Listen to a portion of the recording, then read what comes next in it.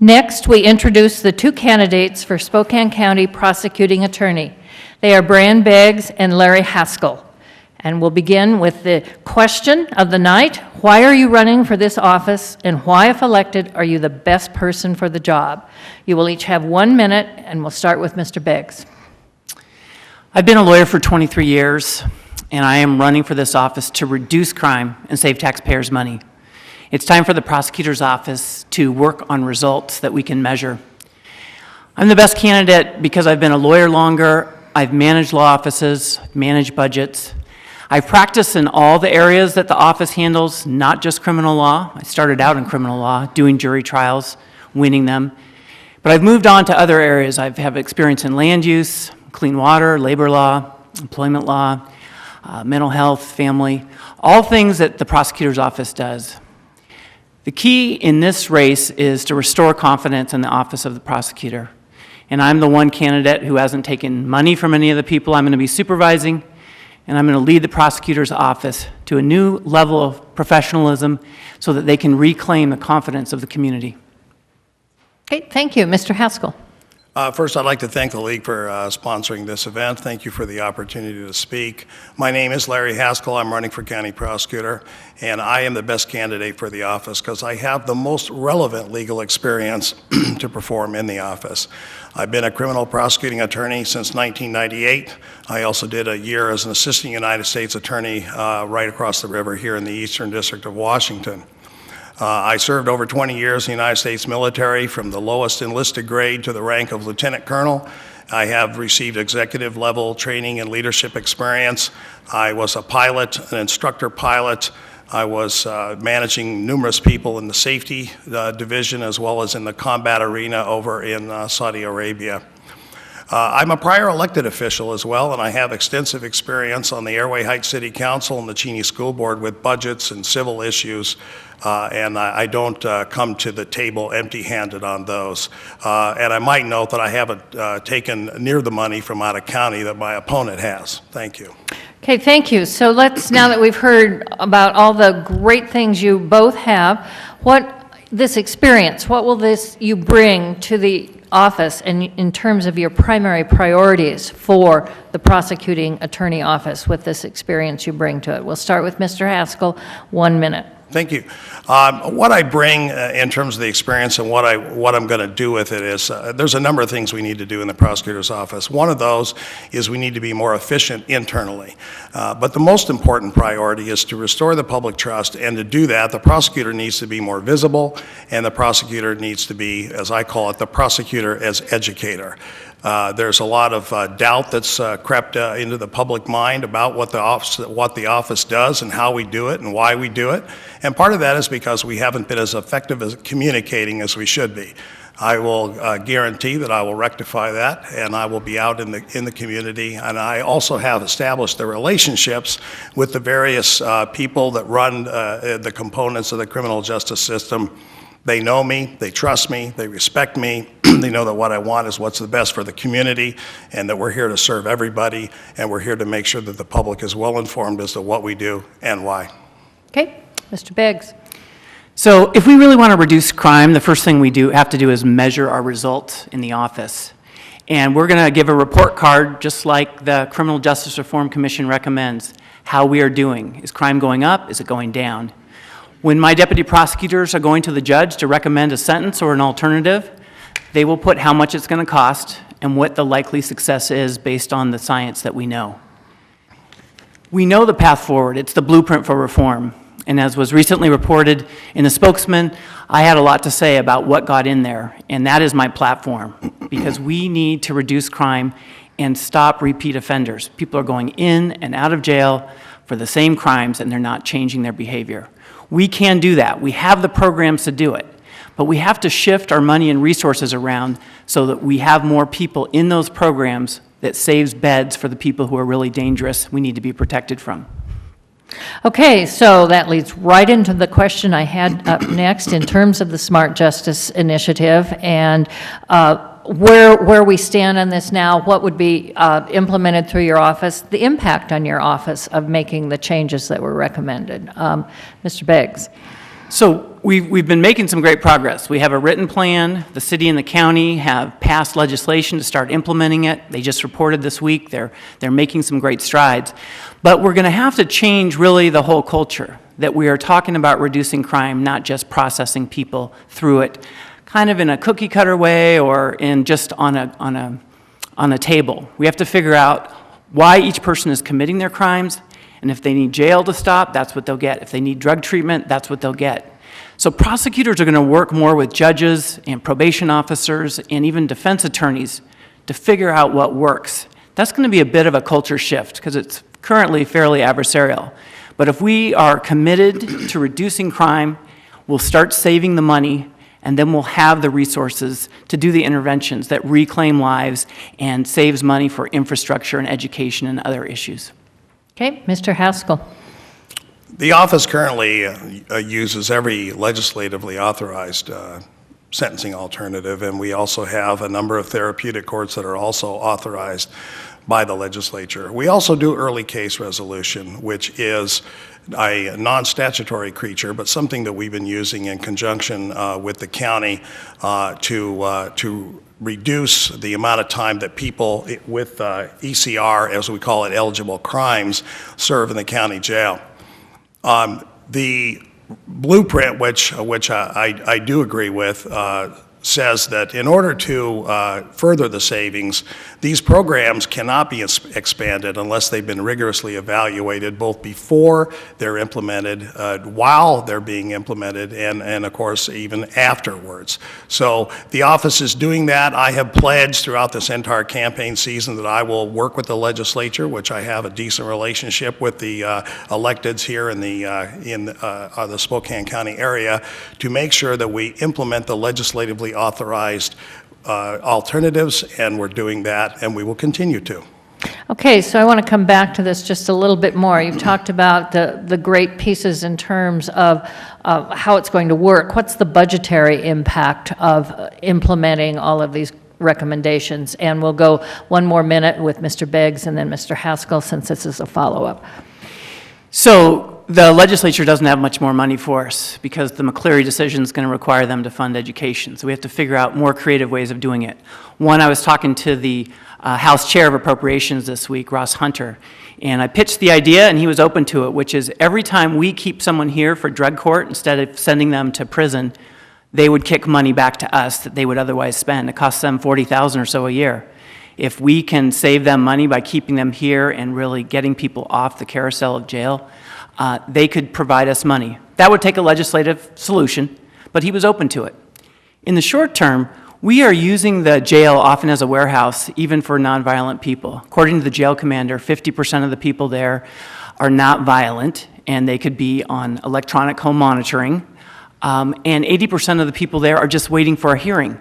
So if we could move people out and save that $130 a day to $10 a day for electronic home monitoring, that would free up more money to do more programs that have been rigorously tested and are effective on reducing repeat offenders. Okay, thank you. Mr. Haskell.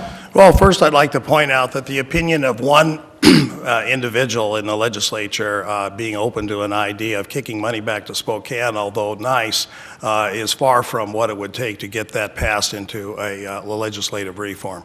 But having said that, there's definitely issues with overcrowding in the jail, and I am supportive of alternatives to be able to reduce the population in the jail. However, the number one duty of the prosecuting attorney is to protect the public, and if there's going to be a close call, then it's going to be probably they're going to spend a little more time in jail. One of the reasons people spend more time in jail, in part, is because the system is adversarial, and a lot of people are not anxious to plead to a lengthy prison sentence, and so they'll be spending a little bit of time in jail while the defense lawyer and the prosecutor work that out. My opponent is a big proponent of electronic home monitoring, but there's a lot of evidence that shows that there are issues with electronic home monitoring, and we talked about this in previous debate, and it's still there, and the legislature's working on it. Okay. Let's just take 30 more seconds on this. What are the problems? Well, the problems are that, for one thing, they have private companies that are doing this right now. They're not licensed by the state, and there's no real requirements. There's no quality control for them. There was an expose done from the west side where somebody actually committed a murder while they were on electronic home monitoring. I have said in a previous debate that you can sell a lot of drugs from the privacy of your home. You can traffic in stolen property. There's a lot of crimes that you can commit. And there's a statute that prevents electronic home monitoring as a sentence for people who have been convicted of drug crimes. And so we need to look very carefully at the Okay, people that Mr. we let Beggs, out. 30 seconds for rebuttal here. Yeah. So the key with electronic home monitoring is, first, you don't put dangerous people out on electronic home monitoring, which is what they did over on the west side. Second, if you're saving $100 a day, you can afford to do it in-house like the city does, and you can afford to do it 24/7, and you can afford to have an officer whose only job is if someone violates the electronic barrier, you go get them. And so it's just so much cheaper. You save $100 a day for someone who's not violent, and you can monitor them with the savings and keep us safe, and then keep those jail beds for the people who are too violent to be out there. Okay, thank you. So another concern that comes up deals with the backlog in the courts and how that might contribute to this. So has there been a significant change in reducing the backlog, and are there other measures that you could envision? And we'll start this round with you, Mr. Haskell. Thank you. Well, there's still a backlog in the courts, but in the prosecutor's office, we have eliminated most of the backlog that we've had, and we've done that by using some of the alternative sentencing programs and charging ideas that we've been using since the Bennett report. Mr. Bennett came in and was hired by the county and provided some really good ideas about ways that we could improve the efficiency of the charging as well as the early case resolution, and a lot of that backlog has been taken care of. There's going to be backlog, some degree, because of the nature of the system. The nature of the system is, again, adversarial in nature, and we have to work with the defense. Our interests are not the same. They have an interest in a client, and the prosecutor has an interest in the safety and welfare of the people, and we're guided by statute in terms of our charging decisions, and we're also guided by statute in terms of the realm of possible alternatives that we're able to use for case resolution. Okay, thank you. Mr. Beggs. Yeah, I don't think the backlog is so much of a set of cases. The challenge is, if people keep going through the system and keep committing new crimes, there's going to be so many times they're going to be in court. So it's the volume per person. And the prosecutor from King County, Dan Satterberg, that's the biggest office in the state, he estimates that there's a 50 to 60% reoffense rate in Washington for people who get sent to prison. 3 years later, over half are back in prison. That's what's causing the backlog. Now, drug court and veterans court that are working great here, it's much lower than that. I think I saw somewhere that drug court in Spokane, the reoffense rate was 11%. And so if you can take that many people and take them out of the system, it's worth spending a little more time on the front end, being a little more collaborative, because the goal of the prosecutor's office is to keep us safe by reducing crime. When we go to those alternatives and fully fund them, we're going to not have so many repeat offenders, and so down the road, we'll have less crime and less criminals to process. Okay, thank you. What are your thoughts on establishing a county ombudsman program to provide law enforcement oversight, just like the city has done? And would that include a citizens advisory committee in your view? Mr. Beggs. I'm a strong proponent of civilian oversight and ombudsman of law enforcement because they work for us, and unless the citizenry sees the transparency of how things go and is confident that there are true independent investigations, they lose confidence in law enforcement. I led the effort to get one in the city with the city ombudsman, and for several years have negotiated with the city and the union to get that in place. It's very difficult. I'm strongly in favor for it in the county as well, but it will be a challenging negotiation. In the long run, it would be great if we could save some money and have a joint ombudsman between the city and the county. So I'm very committed to doing that because it really improves things. Mr. Haskell. My opponent was one of many that were involved in the ombudsman ordinance as well as the negotiations that led to that point. This issue has actually come up in a previous debate, and both myself and I know that the sheriff spoke to it, is in favor of an ombudsman, and for the county. We already have one for the city. I don't really see it as an issue. There will be some negotiation because whatever the ordinances we found out in the city, the initial proposal that was passed, and I might add pushed by the Center for Justice, was not compatible with PERC, and so therefore the city had to renegotiate to make sure that the law that was passed, the ombudsman law, was compatible with the current labor law. We'll have to do the same thing at the county level, but I don't see it certainly as any resistance on the part of the sheriff. There certainly will be support from the prosecutor's office if I'm elected for a county ombudsman, and to join them up with a single if that is what the agencies prefer. Okay, thank you. We're going to go to your closing statements, gentlemen, and you will each have 1 minute. We'll start with Mr. Beggs. I'm running for Spokane County Prosecutor to reduce crime and save taxpayer money. Currently, we spend over 70% of our budget on criminal justice, but we don't feel that safe. There's a lot of property crime. The jail's overcrowded with the mentally ill. They're not getting better. It's time for new leadership to solve some old problems. For 23 years as a lawyer, I've been holding wrongdoers accountable by winning jury trials, arguing at the state Supreme Court, and working with the city and the county to reform the system so that there's more justice. I've created justice for victims of domestic violence, drunk drivers, sexual assaults, families who've lost loved ones. I've also supervised dozens of lawyers, managed budgets and personnel and strategic planning for law firms. My broad experience in civil and criminal and experience representing supervising lawyers will help me bring the prosecutor's office back to respectability, to the highest level of professionalism, and regain the confidence in the community we need to create more justice and reduce crime. Thanks for your vote. Thank you. Mr. Haskell. Thank you, and again, thanks for the opportunity to be here and address the league and the voters. At various times in this campaign, my opponent has misrepresented himself as an experienced prosecutor. Also, as a practitioner of smart justice or criminal justice reform, and most recently, that he is tough on crime. What he has done actually, though, is represented the prosecutor that I am. I have the extensive experience in the criminal justice system. The civil experience is important. I have some of that as an elected official, but the key is the county criminal justice system. I use alternative sentencing, and my office will continue to expand that program. I am tough on crime. You want proof?